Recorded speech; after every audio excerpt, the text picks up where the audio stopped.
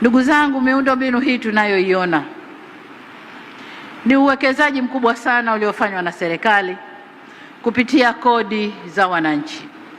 Soko hili limejengwa na serikali kupitia pesa zetu, kodi za wananchi. Sasa ili kuwa na huduma endelevu, hatuna budi kufanya marejesho kwa wakati ya kulipa kodi stahiki, na nimefurahi kamishna mkuu wa TRA yuko hapa.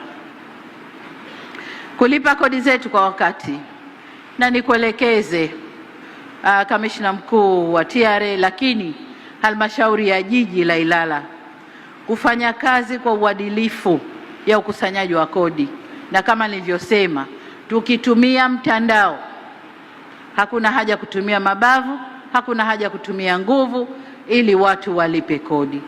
Mtandao utasema nani hajalipa kodi, message iende kwenye simu yake, unapewa siku kadhaa hujalipa kodi yako, unapewa siku kadhaa ulipe kodi. Mpaka hapo akiwa hajalipa kodi, sheria zile ndogo ndogo za soko zifanye kazi yake.